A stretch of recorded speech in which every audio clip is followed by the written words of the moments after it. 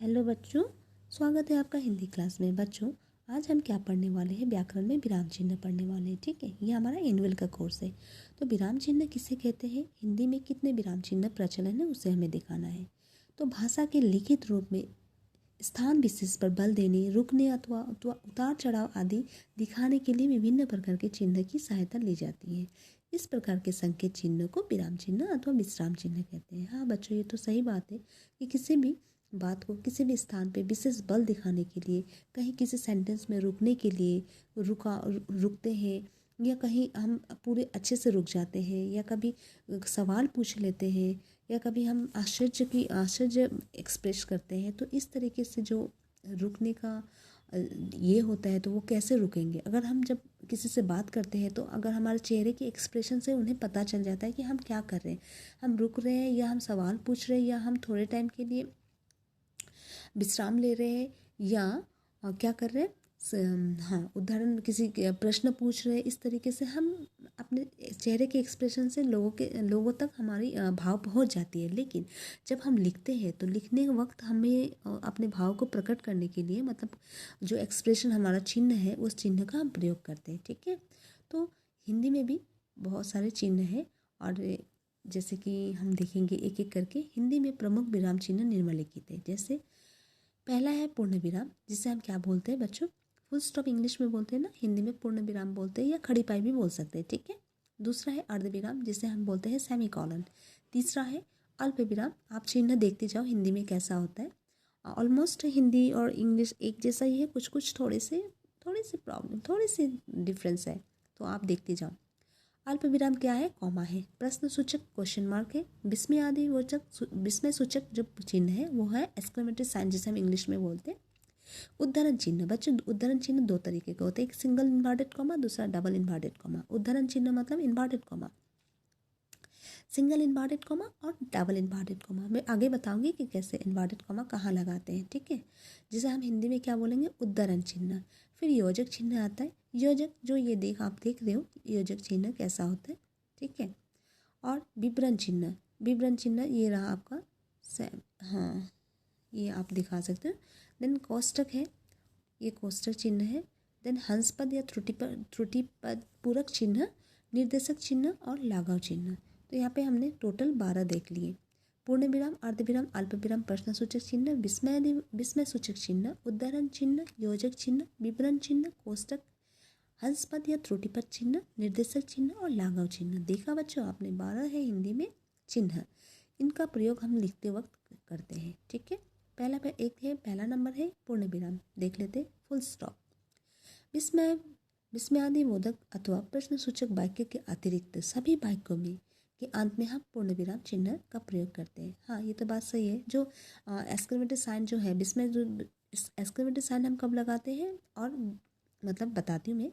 Sentence में, अगर किसी सेंटेंस में विस्मयादिबोधक सूचक शब्द है, मतलब अंत में हम लगा रहे हैं विस्मयादिबोधक चिन्ह अथवा प्रश्न सूचक चिन्ह, ये दो सेंटेंस में हम छोड़ के, इसके अलावा जितने भी सेंटेंस का अंत में हम क्या लगाते हैं? फुल स्टॉप यानी पूर्ण विराम चिन्ह लगाते हैं। ठीक है, वही बोला गया है कि विस्मयादिबोधक अथवा प्रश्न सूचक वाक्यों के अतिरिक्त सभी वाक्यों के अंत में पूर्ण विराम चिन्ह का प्रयोग होता है। ठीक है, यह सामान्यतः कथन की पूर्णता को बोध कराता है। हाँ, ये कथन मतलब जो हम लास्ट में, जो अंत में जो लगाते हैं ना पूर्ण विराम, इससे पता चलता है कि यह सेंटेंस वहाँ ख़त्म हो गया। जैसे कॉलेज खुल गया, हमने लगा दिया पूर्ण विराम। बाढ़ आ गई, हमने लगा दिया पूर्ण विराम। बच्चा सो गया, मतलब मेरा सेंटेंस कंप्लीट हो गया। कॉलेज खुल गया, सेंटेंस मेरा कंप्लीट, तो मैंने क्या लगा दिया? पूर्ण विराम। बाढ़ आ गई, पूर्ण विराम। बच्चा सो गया, पूर्ण विराम। जहाँ हमारी बातें समाप्त हो जाती है, वहाँ पे हम क्या लगा देते हैं? पूर्ण विराम। ठीक है, वहाँ पे हम रुक सकते हैं। उसके बाद अर्धविराम यानी सेमीकॉलन। ठीक है, पूर्ण विराम से कुछ कम, अल्प विराम से देर तक रुकने के लिए अर्धविराम का प्रयोग किया जाता है। अर्धविराम मतलब सेमीकॉलन ना, मतलब पूर्ण विराम में जितना हम रुकते हैं। पूर्ण विराम तो पहले आपको पता चल गया, पूर्ण विराम फुल स्टॉप वाले को विराम जो चिन्ह होते हैं वो फुल स्टॉप, उसे हिंदी में हम पूर्ण विराम कहते हैं। तो पूर्ण विराम में जितना रुकते हैं उससे कहीं अल्प विराम से देर तक रुकने के लिए, पूर्ण विराम से कुछ कम, अल्प विराम से देर तक रुकने के लिए हम अर्ध विराम का प्रयोग किया जाता है करते हैं। उदाहरण है अतिथि आ गए वे शीघ्र चले गए। ठीक है, यहाँ पे आप देख रहे हो सेमीकोलन का इस्तेमाल किया गया है। मतलब दो जब सेंटेंस जब जुड़ा जाता है, सेंटेंस एक ही व्यक्ति के ऊपर हो, मतलब तो हम वहाँ पे क्या लगाते हैं, अर्धविराम चिन्ह लगाते हैं। तो वहाँ पे थोड़े टाइम के लिए हम पॉज करते हैं यानी रुकते हैं। अतिथि आ गए सेमीकोलन वे शीघ्र चले जाएंगे। ठीक है, उन्हीं से रिलेटेड है, लेकिन मैंने एक सेंटेंस को कंप्लीट किया। कंप्लीट करने के बाद मैंने उनसे ही रिलेटेड दूसरे सेंटेंस को शुरू करने से पहले मैं थोड़ी सी पॉज ली, मतलब थोड़ी सी रुकी। तो अतिथि आ गए सेमीकोलन मतलब अर्धविराम वे शीघ्र चले जाएंगे। ठीक है, अल्प विराम, ये तीनों मैं डिफिनीशन पढ़ने के बाद मैं वापस और एक बार समझाऊंगी, तो तीनों एक बार में आपका क्लियर हो जाएगा कि मैं कहना क्या चाहती हूँ। ठीक है, तो अल्प विराम जिसे हम कॉमा कहते हैं, अर्ध विराम से कुछ कम देर तक रुकने के लिए अल्प विराम का प्रयोग किया जाता है। इसका प्रयोग एक ही तरह के शब्दों के बीच भी किया जाता है और संबोधन सूचक शब्दों के बाद भी किया जाता है। ठीक है, मतलब अल्प विराम जो है ना, अर्ध विराम से कुछ कम, एक्चुअली मैं अगर बताऊं, पहले ये बता देती हूँ। अल्प विराम से कुछ कम देर तक रुकने के लिए अल्प विराम का प्रयोग किया जाता है। इसका प्रयोग एक ही तरह के शब्दों के बीच भी किया जाता है जैसे, और संबोधन सूचक शब्दों के बाद भी किया जाता है। उदाहरण है नितिन कॉमा मतलब अल्प विराम राहुल और प्रेरणा को बुलाओ। सुभाष कॉमा मतलब अल्प विराम इधर आकर बैठो। यहाँ पे मैं आपको मोटे मोटे तौर पे बताती हूँ कि मैं क्या बताना चाहती हूँ। जिस अल्प विराम है ना, एकदम अगर सेंटेंस कोई बोल रहे हैं तो उस वक्त हम ना बहुत थोड़े टाइम के लिए रुकते हैं। ठीक है, अल्प विराम में। और इसके बाद अगर देखें तो अल्प विराम से ज़्यादा टाइम हम अर्ध विराम में लेते हैं। ठीक है, अल्प विराम में बहुत कम समय, मतलब एकदम ना के मात्रा हम रुकते हैं अल्प विराम में। जैसे आप देख लो, नितिन राहुल और प्रेरणा को बुलाओ। नितिन के बाद कॉमा मतलब अल्प विराम मैंने हमने यहाँ पे लगाया ना अल्प विराम, तो नितिन के बाद मैं रुक नहीं रही हूँ। आप सुनो, नितिन राहुल और प्रेरणा को बुलाओ। तो यहाँ पे थोड़ा जस्ट मतलब थोड़ा टाइम के लिए रुक रही हूँ। इसके विपरीत अर्ध विराम में मैं इसकी तुलना में, अल्प विराम की तुलना में अर्ध विराम में थोड़ा ज़्यादा रुकूंगी। जैसे देखिए, अतिथि आ गए वे शीघ्र चले जाएंगे। मतलब यहाँ पे दो सेंटेंस को मैं जोड़ रही हूँ। अतिथि आ गए वे शीघ्र चले जाएंगे। तो जब अर्ध विराम अल्प विराम की तुलना में अर्ध विराम में मैं ज़्यादा रुकी हूँ। ठीक है, और अर्ध विराम की तुलना में मैं पूर्ण विराम में पूरी तरीके से रुक जाऊंगी। जैसे कॉलेज खुल गया, बाढ़ आ गई, बच्चा सो गया। समझ में आया? मतलब पूर्ण विराम में हम पूरी तरीके से रुक सकते हैं, थोड़ा टाइम रुक जाएंगे। उसके बाद हम अर्ध विराम में जितना पूर्ण विराम में रुके हैं उससे आधा यहाँ पे अर्ध विराम में रुकेंगे। और अर्ध विराम की तुलना में अल्प विराम में तो जर्रा रत्ती सा बोल सकते, थोड़ा टाइम के लिए पॉज करते हैं हम लोग। ठीक है, आगे बढ़ते हैं। प्रश्न सूचक चिन्ह। ये तो प्रश्न सूचक चिन्ह जो इसे हम देख ही लेते हैं कि क्वेश्चन मार्क जिसे हम कहते हैं ना, साइन ऑफ इंटरोगेशन मार्क है। तो प्रश्न सूचक वाक्य के अंत में प्रश्न सूचक चिन्ह का प्रयोग किया जाता है। ये तो और ही ईजी है आपके लिए। जैसे कौन आया है, क्वेश्चन मार्क, क्या लीजिएगा क्वेश्चन मार्क मीन्स प्रश्न सूचक चिन्ह, क्या पढ़ रहे हो प्रश्न सूचक चिन्ह। उसके बाद हम देखेंगे विस्मय सूचक चिन्ह। विस्मय सूचक चिन्ह में क्या होगा, विभिन्न भाव आश्चर्य शोक आदि को प्रकट करने के लिए संबोधन के लिए विस्मय सूचक चिन्ह का प्रयोग करते हैं, है ना। मान लीजिए आप जहाँ पे सुख आया, दुख आया, खुशी हुआ, उल्लास हुआ, उस वक्त आप मतलब अगर चेहरे के एक्सप्रेशन से आपको पता चल जाता है कि आप मतलब खुश हो रहे हो, दुख हो रहे हो, है ना, नाराज हो रहे हो या घृणा कर रहे हो। लेकिन विस्मय सूचक जब सेंटेंस हम लिखते हैं उस वक्त अगर लिखने के वक्त अगर हम ये साइन का इस्तेमाल नहीं करेंगे ना, तो क्या होगा, हम समझ नहीं पाएंगे कि आप वहाँ पे दुख जाहिर कर रहे हो या सुख जाहिर कर रहे हो, है ना। इसीलिए विस्मय सूचक चिन्ह लगाने से हमें पता चल जाए कि आप खुश हो या दुख हो। ठीक है, मतलब आपके सेंटेंस में पता चलेगा कि आप खुशी जाहिर कर रहे हो या दुख जाहिर कर रहे हो। तो यहाँ पे देख लेते हैं, विभिन्न भाव आश्चर्य शोक आदि को प्रकट करने के लिए तथा आदि को प्रकट करने तथा संबोधन के लिए विस्मय सूचक चिन्ह का प्रयोग किया जाता है। और जहाँ पुकारने का संकेत व्यक्त हो वहाँ भी इस चिन्ह का प्रयोग किया जाता है। ठीक है। उदाहरण, वाह कितना सुंदर चित्र है, अरे मैं तो लुट गया, रामू इधर आना। तो आपके बोलने के एक्सप्रेशन से तो पता चल जाता है कि आप विस्मय सूचक चिन्ह मतलब साइन ऑफ एक्सक्लेमेशन लगा रहे हो, लेकिन जब हम लिखते हैं तो उस वक्त हमें ये चिन्ह प्रयोग करके हमें बताना पड़ता है कि हम दुख जाहिर कर रहे हैं या सुख जाहिर कर रहे हैं। ठीक है, क्लियर। आगे बढ़ते हैं। उदाहरण चिन्ह जो है ये इन्वर्टेड कॉमा में हम डाल देते हैं। एक्चुअली इन्वर्टेड कॉमा मतलब उदाहरण चिन्ह दो तरीके का है, एक सिंगल इन्वर्टेड कॉमा, दूसरा डबल इन्वर्टेड कॉमा। देख लेते हैं पहले क्या लिखा है यहाँ पे, उसके बाद मैं एक्सप्लेन करती हूँ। किसी कथन, शब्द और सूक्तियों पर बल देने के लिए इकहरे और दोहरे उदाहरण चिन्ह को प्रयोग किया जाता है। हाँ, जैसे किसी भी सूक्ति, किसी भी शब्द, किसी भी सेंटेंस को अगर हम उस पर बल देना चाहते हैं कि उस पर मतलब एक सेंटेंस लिख रहे हैं और उस सेंटेंस को मतलब इंडिकेट करवाना चाहते हैं उस सेंटेंस पे, तो उसे हम क्या करेंगे, या तो डबल इन्वर्टेड कॉमा या सिंगल इन्वर्टेड कॉमा में उसको कोट करेंगे। क्यों, आप देखो उदाहरण जैसे है, डॉक्टर अरुण प्रकाश को मानव सेवा सम्मान 2004 प्रदान किया गया। ठीक है, यहाँ पे मैंने क्या किया, मानव सेवा सम्मान जो है ना, इसको सिंगल इन्वर्टेड कॉमा में डाल दिया। ठीक है, यहाँ पे डॉक्टर अरुण प्रकाश को मानव सेवा सम्मान 2004 प्रदान किया गया। यहाँ पे इसलिए मैंने यहाँ पे सिंगल इन्वर्टेड कॉमा में दिया क्योंकि पहले डबल वाला बताती हूँ तो सिंगल वाला आपका एकदम क्लियर हो जाएगा। क्योंकि डबल जो इन्वर्टेड कॉमा है मतलब डबल उद्धरण चिन्ह हम कब लगाते हैं, एग्जैक्ट किसी की बात, कही हुई बात को एग्जैक्ट किसी तीसरे के पास, मान लो हाँ किसी तीसरे के पास आप बोलो जाके, जैसे कि मैं अगर अभी ऐसे आपको पढ़ा रही हूँ ना, तो अगर मेरी ही बातों को आपको एक बात जो सेंटेंस आपने कोट कर लिया कि आप फिर तीसरे के किसी दूसरे स्टूडेंट के पास आप बोलोगे कि मैम ने ये कहा कि, तो मेरी ही बातों को एग्जैक्ट मेरी ही ज़ुबान में मतलब मैंने अपनी ज़ुबान से जो बोला है और उसी चीज़ को आप किसी तीसरे के सामने मेरी कोट को मतलब मैंने जो बात बोला उससे एग्जैक्ट एज इट इज़ आप बोलो, उसमें ना तो थोड़ी सी हेर फेर भी ना करो। मैंने जो कहा वही चीज़ आप किसी तीसरे के पास बता रहे हो और एज इट इज़ बता रहे हो, तो उसमें क्या होगा, डबल इन्वर्टेड कॉमा से उस सेंटेंस को हम लिखेंगे। ठीक है, और ठीक इसके विपरीत अगर किसी चीज़ के बारे में हम इंडिकेट करवा रहे हैं, किसी का नाम हो, किसी राइटर का नाम होने के बाद भी सरनेम में कभी कभी देखना एक्स्ट्रा जो सरनेम मिलता है उसमें हम सिंगल इन्वर्टेड कॉमा लगा देते हैं।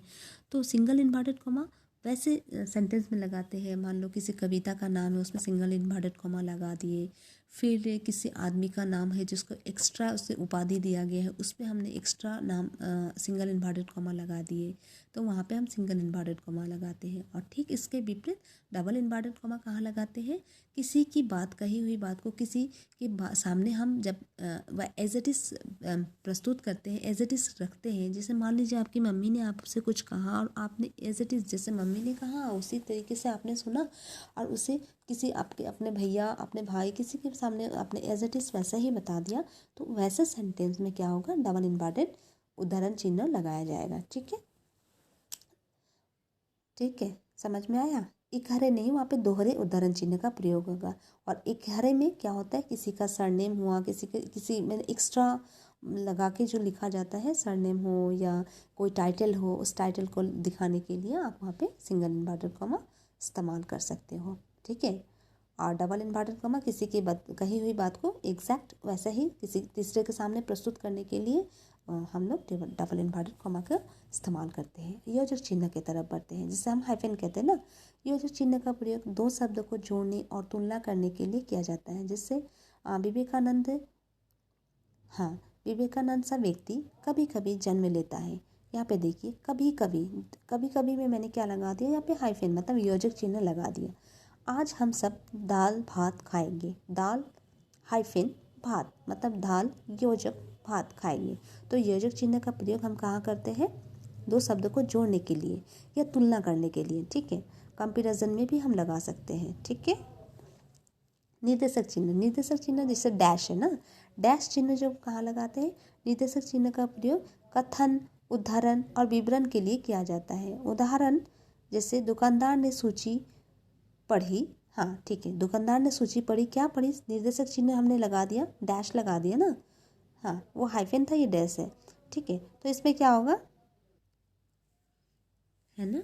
उसके बाद हम उद्धरण चिन्ह में लगाएंगे सूची पढ़ी, हाँ दुकानदार ने सूची पढ़ी, क्या सूची पढ़ी, डैश लगा दिया, चीनी, चावल, आटा, दाल और साबुन, ठीक है। निर्देशक चिन्ह का प्रयोग ऐसे किया जाता है। कोष्टक तो आपको एकदम पता ही है, ब्रैकेट का होता है प्रयोग। कोष्टक मतलब कोष्टक का प्रयोग क्रम सूचक अंकों या अक्षरों आदि में किया जाता है, जिससे पंडित सीताराम, डॉक्टर ब्रजकिशोर पाठक, श्री कमलेश्वर शर्मा, तो इन्हें अगर दिखाने के लिए मतलब मतलब एक्स्ट्रा अगर मैं बताऊँ, ऐसे बता देती हूँ, ईजी होगा, आप समझ पाओगे। अगर कोई चीज़ है मतलब आप एडिशनल इन्फॉर्मेशन देना चाहते हो तो आप कोष्टक का प्रयोग कर सकते हो, मतलब ब्रैकेट का प्रयोग कर सकते हो। मान लीजिए किसी एक लेखक का जन्म हुआ है 1925 में, और 19 आप लिखोगे कि पंडित मदन मोहन मालवीय जी का जन्म इतना में हुआ है, बस डैश लगा के 1900, मान लीजिए ऐसे मैं बोल रही हूँ 1925 में हुआ है, साथ में आपने ब्रैकेट में डाल दिया बुधवार को, तो जो ब्रैकेट में बुधवार आपने डाला है ना, ब्रैकेट मतलब कोष्टक ब्रैकेट में डालने का मतलब ये है कि आप एडिशनल इन्फॉर्मेशन देना चाहते हो। जब भी आपको किसी चीज़ की एडिशनल इन्फॉर्मेशन देनी चाहती है, अगर आप ना देना चाहो तो भी कोई फ़र्क नहीं पड़ता है सेंटेंस में, लेकिन आप फिर भी वहाँ पे एडिशनल इन्फॉर्मेशन देने के कारण मतलब उसको ब्रैकेट में डाल देते हो, तो जो देखने वाला होता है, आपका पेपर देखेगा या आपके कोई भी चीज़ को पढ़ेगा तो उसे समझ में आ जाएगा कि ये आप इन्फॉर्मेशन एडिशनल इन्फॉर्मेशन देना चाहते हो, इसीलिए इसने आपने ब्रैकेट में डाल दिया है, ठीक है। और उसके बाद हम देखेंगे हंसपद या त्रुटिपद चिन्ह, ये क्या होता है। ये देखो बच्चों, हम लिखते वक्त क्या होता है, जब भी बहुत सारे सेंटेंस लिखते हैं उस वक्त हमें सडनली कुछ छूट जाती है, तो उस वक्त हम क्या करते हैं, ये जो है साइन अप हंसपद त्रुटिपद चिन्ह जो है ना, इसे हम इस्तेमाल करते हैं। जब लिखने में कोई अंश छूट जाता है तो इसे लिखने के लिए हम क्या करते हैं, हंसपद या त्रुटिपद चिन्ह का प्रयोग करते हैं। जैसे सुदीप अच्छा लड़का है, अब बहुत छूट गया था तो हम क्या करेंगे, सुदीप अच्छा, वो हंसपद त्रुटिपरक चिन्ह का हम लोग प्रयोग करेंगे, फिर वहाँ ऊपर लिखेंगे बहुत अच्छा लड़का है। नीरा आएगी, कब आएगी मतलब पता नहीं, तो भूल गई लिखने में, तो उस वक्त हम क्या लिखेंगे, कल लिख लेंगे, तो इसमें हम त्रुटिपरक पूरक चिन्ह लगा देंगे, ठीक है।